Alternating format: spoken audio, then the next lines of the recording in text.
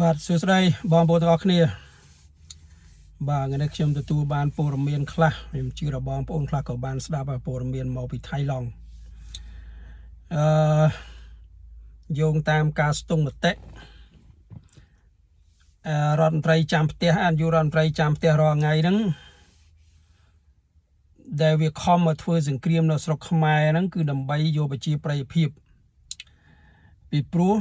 ដោយសារតែប្រជាជនថៃតាមការសិក្សារបស់ពួកគេគឺគេគិតថាខ្មែរនឹងជាលាក់លួចដីគេដល់អញ្ចឹងទៅគេ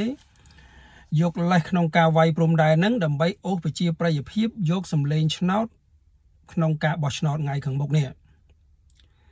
ប៉ុន្តែដល់ការស្ទង់មតិឥឡូវហ្នឹងនាយករដ្ឋមន្ត្រីចាំផ្ទះរាល់ថ្ងៃហ្នឹងវាទៅជាបាតតារាងអត់មានអ្នកគ្រប់គ្រងទេនៅបាតតារាងដដែលវាទៅជាគណៈបពប្រឆាំងមួយដែលគេមិនគ្រប់គ្រងសង្គ្រាមហ្នឹងគេមានប្រជាប្រិយភាពខ្ពស់បំផុតអញ្ចឹងស្ដាយឲ្យឃើញថា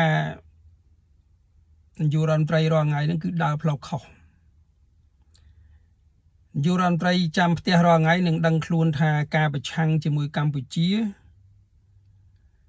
គឺជាដំណើរនយោបាយខុសឆ្គងមួយសម្រាប់ខ្លួនឯងអញ្ចឹងវាអស់ផ្លូវដើរហើយមកអស់ផ្លូវដើរហើយព្រោះតែមេបកដែលកំពុងពេញនិយមរាល់ថ្ងៃនៅស្រុកថៃហ្នឹងគេបានសច្ចាថាបើគេជាប់ឆ្នោតគេនឹងធ្វើការជាមួយកម្ពុជាឲ្យបានរលូនដោយលក្ខណៈអ្នកជិតខាង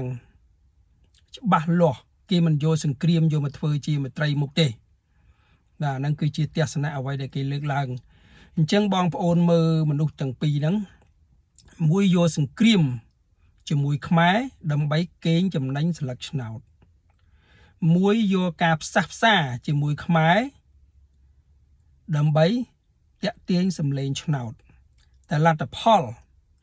អ្នកដែលយកការផ្សះផ្សាជាមួយខ្មែរត្រូវរើជាមួយខ្មែរបែរជាបានទទួលនៅការគ្រប់គ្រងយ៉ាងច្រើនកកកចំណែកឯអ្នកដែលយកសង្គ្រាម